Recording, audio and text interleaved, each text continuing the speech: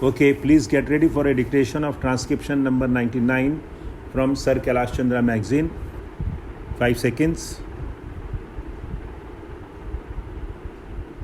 Start.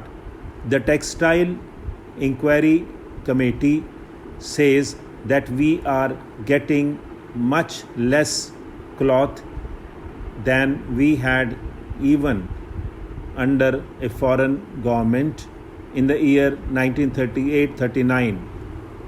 Only one conclusion can be drawn from this statement of the Textile Inquiry Committee in its report.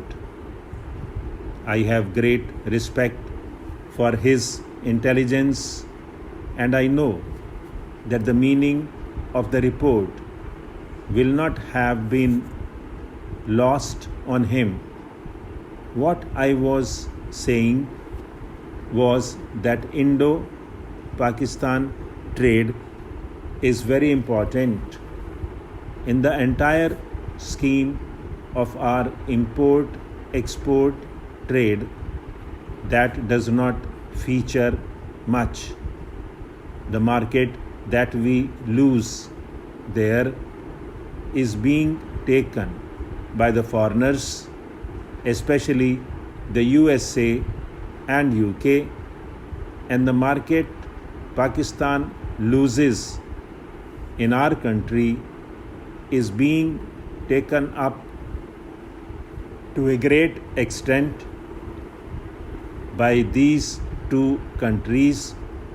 And if you see the line of trade, the fall in the Indo-Pakistan trade has given rise to our trade with one or other of the foreign countries with regard to certain commodities. Our import and export policy does not take initiative to see as to how the trade could be developed with Pakistan. I am aware of the political difficulties that are in the way of the ministry. At the same time, it is the duty of the ministry to take initiative and bring home the fact that unless and until we put our trade between these two countries where normal and natural economic ties have been disrupted on a proper footing, there will always be disadvantages on our side, and certain other interlopers will come in and take advantage of that situation in order to ruin our economy. And that precisely is what is happening today. If you carefully look into the developments in that connection, there is yet another problem of our relations with UK, and that calls for a separate treatment.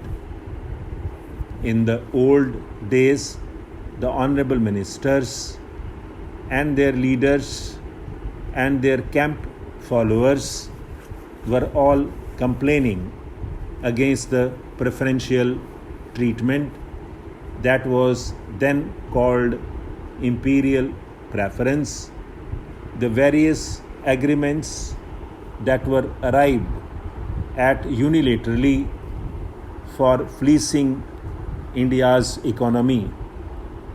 Times have changed, and no longer are we supposed to be in the British Empire.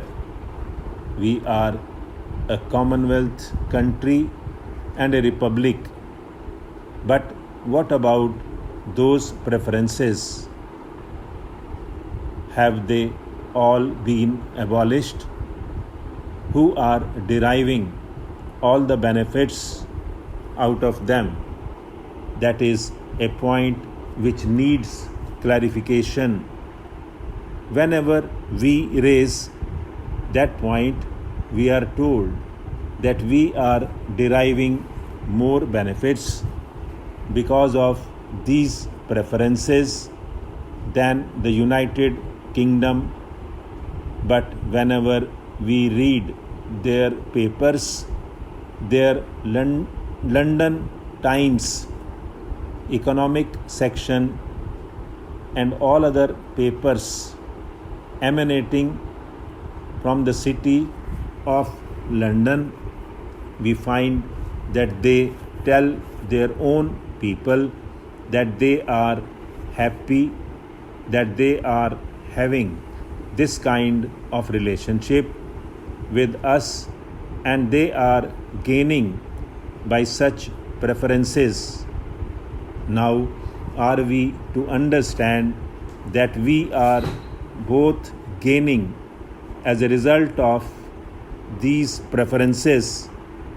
I do not think so. The position is not at all so. On the contrary, as a result of these preferences, India stands to lose. That position, I think, has not been altered to the satisfaction of our country, and the Honorable Minister will perhaps clarify that position when he speaks.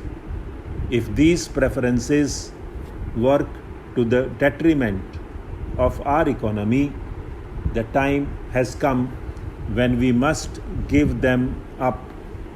We need not go in for such preferences, and I am sure that the policy which is required has to got to be adopted in the interests of our entire economy, not merely in the interests of our foreign sector and not merely in the interests of any particular sector.